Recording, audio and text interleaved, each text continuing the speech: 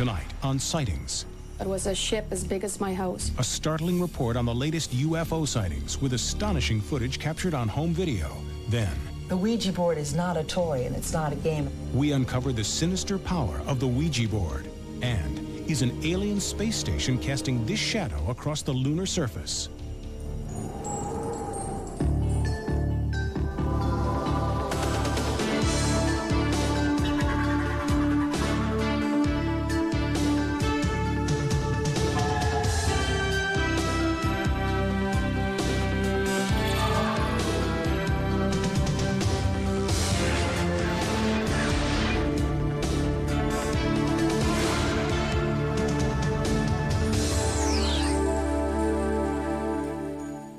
Welcome to Sightings. I'm Tim White. Tonight, an unprecedented review of the best UFO footage that we've received since Sightings first began asking for your videotapes. Out of the hundreds of photos and tapes that we have received, only a few can truly be called UFOs. Most of the material has been dismissed by our investigative team as conventional aircraft, atmospheric phenomena, or hoaxes. But there are some that defy explanation, even by the experts who make it their business to study UFOs. Tucson, Arizona. Topeka, Kansas. Bellevue, Wisconsin. Gulf Breeze, Florida. Branford, Connecticut. New Boston, New Hampshire. Kanazawa, Japan. Carp, Ontario. Something is happening in the skies above these cities, and it's being captured on videotape. It was a ship. It was a ship as big as my house. It was a total feeling of awe and knowing that I was looking at something that I didn't know what it was. I think there's no doubt about the fact that it's the most dramatic thing and the most astounding thing, the most important thing that could happen here on Earth. In Branford, Connecticut, George Bennett was videotaping a high school football game when this beautiful sunset caught his attention. But watch what appears unexpectedly on the left-hand side of the screen.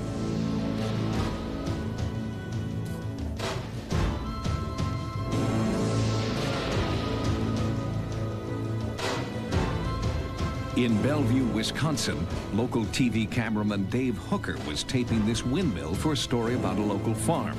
When he viewed the tape back at the station, this is what he found. Jeff Sino is a video analyst who studies hundreds of tapes of alleged UFOs every year. Here you can see an object moving behind a windmill here. Right there, it disappears into a cloud just before it goes behind this windmill. Clouds that day were at 25,000 feet, cirrus clouds. You know where the camera was put, you know the distance to the windmill, you can determine its size by looking at the image size here. Go through some trigonometry, and you'll find out that that UFO was about 10 miles away, up at 25,000 feet, and the size works out to about 500 feet long and doing 14,000 miles an hour, which is, again, nothing that a conventional aircraft is capable of doing. Gulf Breeze, Florida has been a UFO hotspot for more than 6 years. Resident Bruce Morrison has made 177 sightings since 1988. On September 2nd, 1991, Morrison was out with a group of friends when he recorded this object with his home video camera. Oh, look, it's brighter, brighter. There's another one. Look. Oh, look at now. Who is that? Look, look, look, drop. Look, look, look, look. Yes, it's white again. There it goes. White again. Yo, look, it's right there. Just drop something out, Gary. We had it drop these little objects out, and they would go out at an angle from the red object we were looking at, stop and turn red, and we would have two red objects sitting there. It gives you the impression of sometimes of fireworks. Sometimes it looks like a string coming out with a white ball on the end of it. These startling videos are due in large part to the home video revolution. The proliferation of UFOs on tape has analysts working overtime, including Robert Nathan of NASA's Jet Propulsion Laboratory. My feeling is the majority of the people who see something at night in the sky are telling a legitimate story in the sense that they certainly believe what they're seeing. But there's some people who are actively performing hoaxes, and it's a very difficult thing to separate these people. This is a rare daytime sighting recorded in Kanazawa, Japan. A shiny, reflective disc descends rapidly, then suddenly, with tremendous speed, the disc shoots off at an acute angle.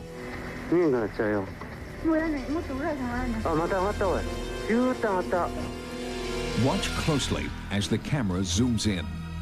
The outline of a saucer shape is unmistakable, but is this a true UFO or an optical illusion created by the sun?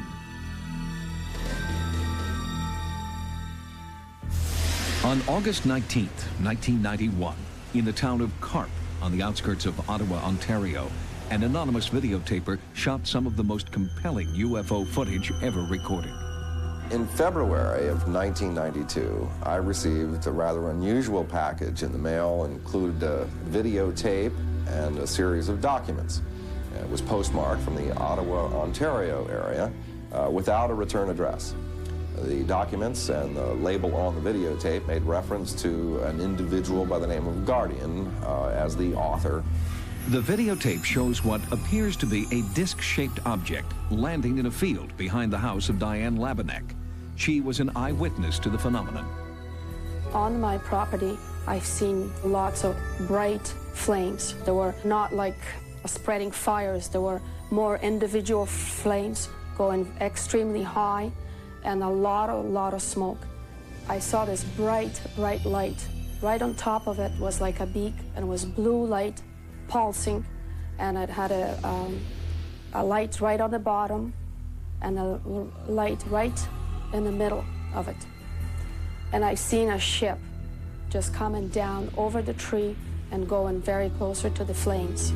That night was a very traumatic night for me. I can always remember that night. It will never be forgotten. Dr. A.J. Quarrington is one of the Lavinek's neighbors. He also witnessed the UFO. I looked out the back window, and in the sky was a great golden globe with a thin red rim. The only thing that came to mind quickly was that it was lightning, but I'd never seen lightning in a circular form. There you can get some indication that you're looking underneath with lights on it, and then see a surface on the top here. This is a freeze frame here. You can see some indication of a bottom, and then actually from the glow behind it, you get kind of a silhouette of the shape of it. So from this aim, you can see some indication that there's a solid craft there that you can see the top of and also see something underneath. But at least there is the hint of a cylindrical object here. One of the first things that we found when we located the site way at the back of the field down there by the tree line was that there was one specific area, circular pattern really, where all of the plant life had been exposed to some form of radiation. And by that I mean it just kind of melted. Real healthy bushes just melted to the ground. The footage was so compelling, we went straight to the Canadian Air Force, trying to rule out the possibility that the UFO is a secret military craft. The events described, shown, do not match any of Canadian airplane movements or helicopter movement. It wasn't an ordinary airplane, and it wasn't just an ordinary light. It was something more than that. It was a ship. It was a ship as big as my house. Too many of them appear to be honest people. Too much of the data is too difficult to fake. It gets to the point when you have 40,000 reports of UFOs per year, of which about a quarter of them aren't easily explainable. To assume that all of those are misidentifications, frauds, hoaxes, secret aircraft just doesn't add up. Since our report, Bob Exler has had additional phone conversations with Guardian, the mysterious UFO cameraman. He said he is holding more videotape of the Ottawa UFO, and we hope to bring you that footage on a future edition of Sightings. Coming up.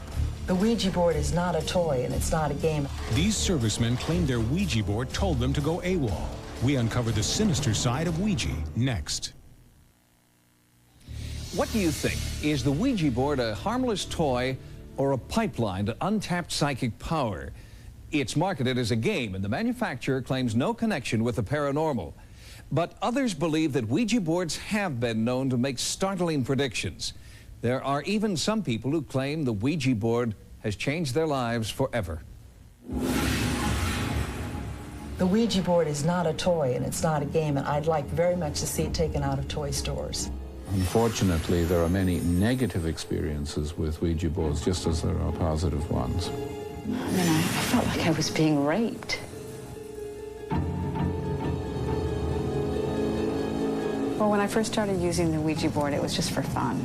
And then about a year ago, I took it out and something happened. And I got scared, and I put it away, and I went to bed. It was about 1:30. I kept feeling like there was something or someone in the room.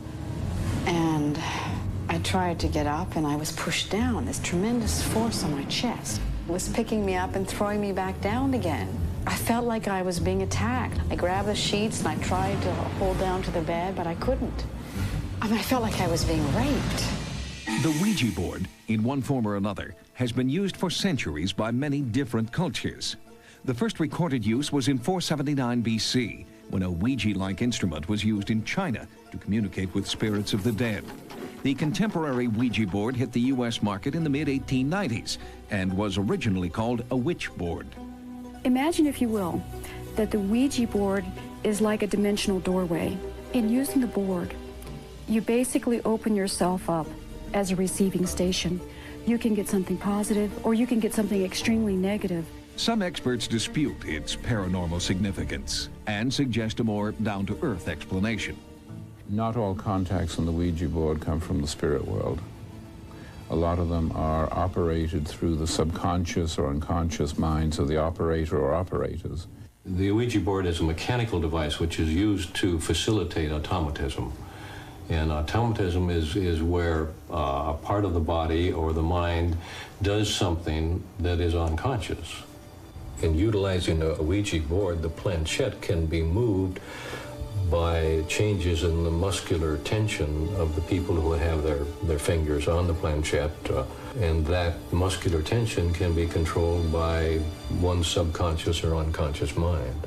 Perhaps the most bizarre case involving the use of a Ouija board occurred 2 years ago in Augsburg, Germany.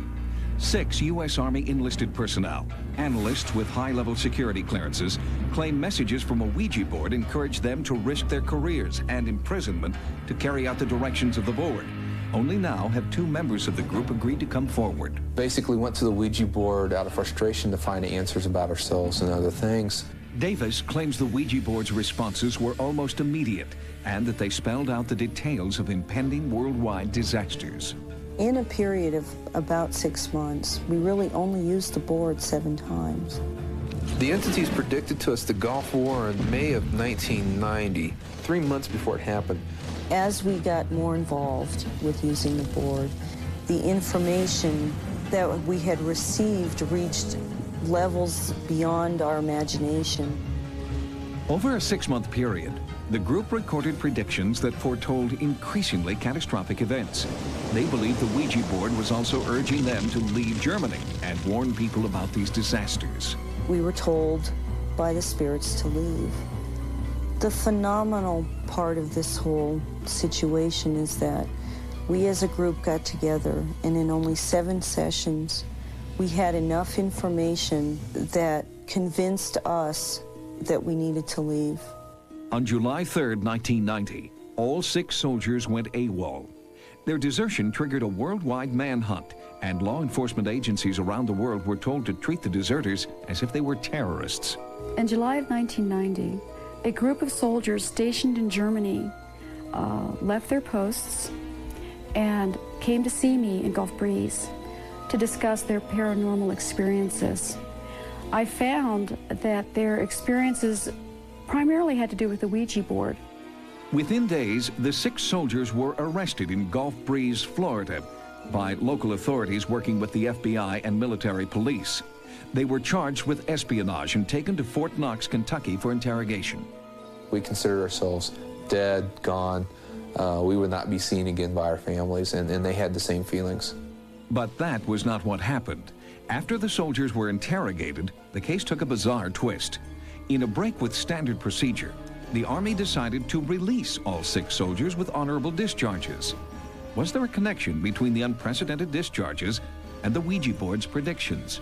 All of our predictions were documented. Military confiscated all of our written notes after we were captured 2.5 years ago. So the government knows that our predictions are extremely accurate, but for them to admit that publicly, of course, is a different matter. The collective mind of these soldiers may have been operating, and not a spiritual one, because I've never seen a spiritual being tell a group of people to do something as drastic as that could get them locked up for the rest of their lives. What power did the group really tap into? Was it their collective unconscious at work, or were otherworldly spirits using the soldiers as a conduit for their cataclysmic predictions?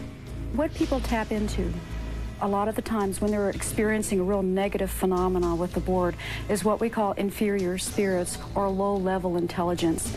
These are people, entities, animals who have not migrated to the next level of life.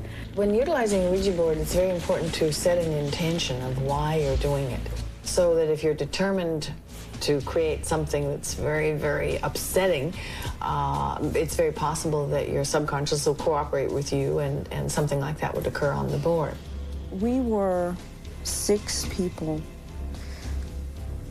from different backgrounds and different beliefs that came together and experienced the same kind of phenomena. If I could make a difference in the world, and if meaning going AWOL and giving my life for that would make a difference, then to me that's a good sacrifice. And I was willing to sacrifice that.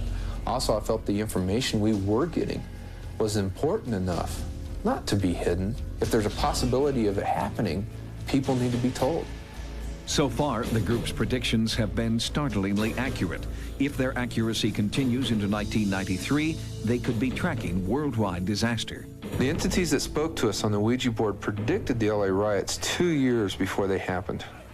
Looting and rioting did occur in Los Angeles 2 years after the group's original prediction.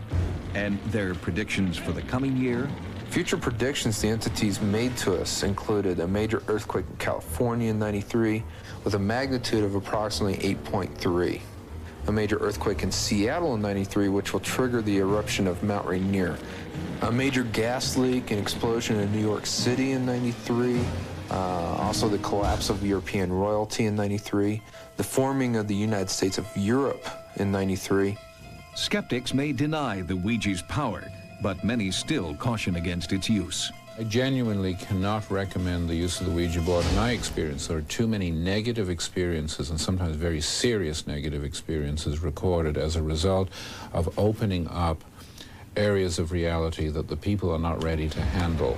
I think we're playing with something that we have no understanding about.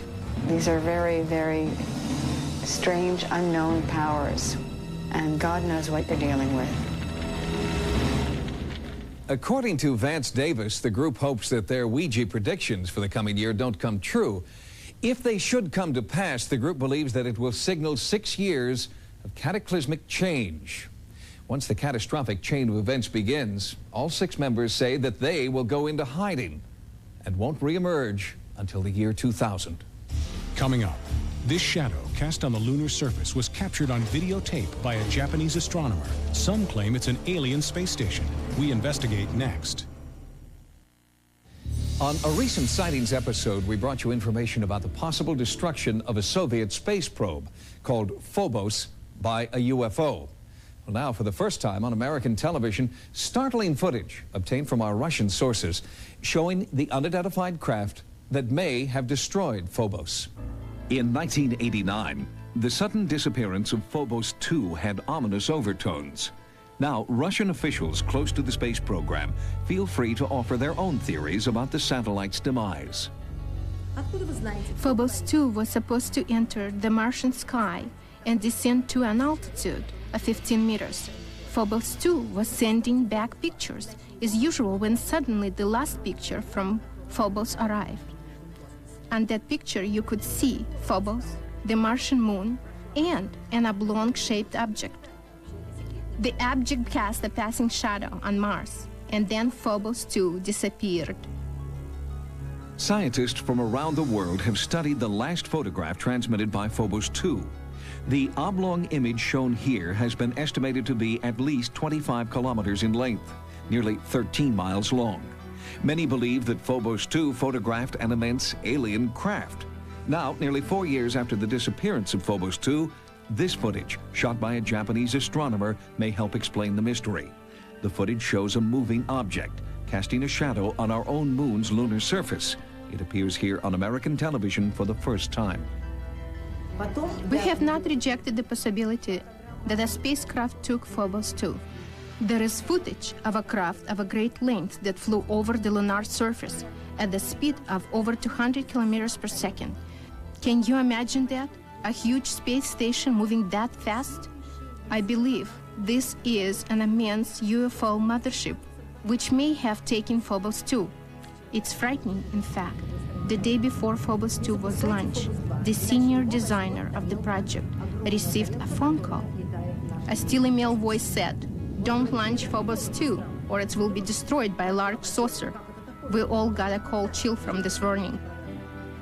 Could there be an immense UFO traveling through our solar system, ready to destroy any and all satellites that get too close for comfort? It is indeed a very chilling thought.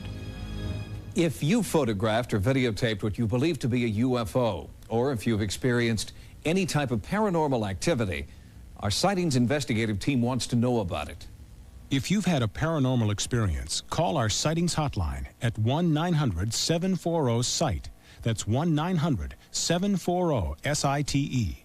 Each call 75 cents a minute, average call lasts 2 minutes, and you must be 18 years or older. Again, the Sightings hotline is 1-900-740-7483. Join us next time for new investigations into the unexplained. For Sightings, I'm Tim White.